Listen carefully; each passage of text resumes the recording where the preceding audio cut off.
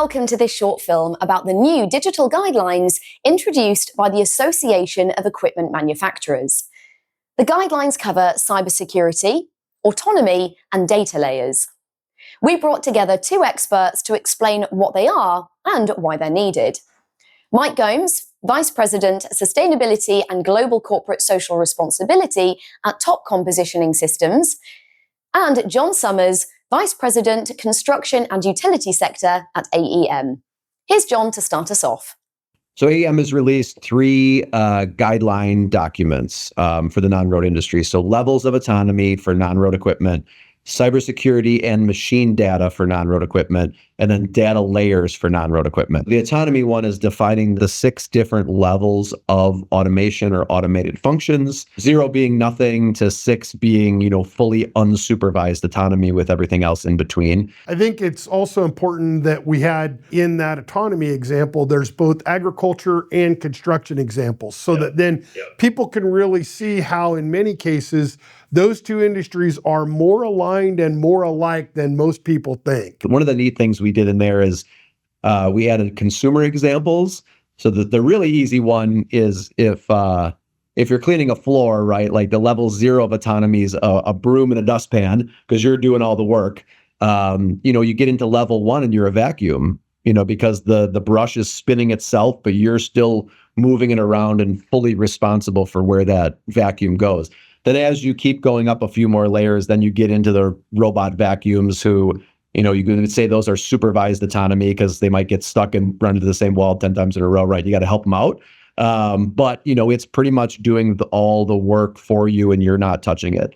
So I think bringing, some of these non-road examples, equipment examples back to the consumer also helps everybody, set that baseline, get that better understanding, because I think everybody's vacuumed in their life, right? The data layer one, it's where the data is generated from and being transferred to, right? So whether that stays on board, gets off board, or then is the system of systems, multiple clouds talking to each other to create efficiency or insights down to one system. As we're continuing to get to that digitization world, we have to be able to use the data layers, interact with the data layers, and make them useful in a workflow. So that means collaboration both upstream and downstream amongst industry partners, whether that's aggregates providers, whether that's fertilizers, whether that's cement, and input providers, or its elements of outputs. And how is it that we prove that this was built to the right specification, that it was done exactly as we said, right? Those kinds of things. And so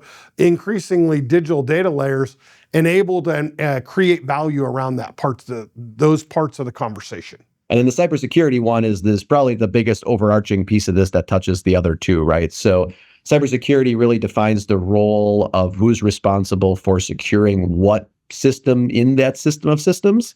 These kind of documents help explain how our outdoor industries of agriculture and construction are beginning to follow many of the same security protocols and best practices that you see in in-office security. It's just beginning to get to the outdoor industries. And so it's elements of these guidance documents help us communicate, and they also help us understand who's taking care of this in system of systems world, right? We realize the need to help everyone level set and have a basic understanding of terminology and functionality as it comes to non-road equipment. It's really hard to have a conversation and help drive the industry forward if we're not all using common terms and referencing things in the same fashion. Thanks, John.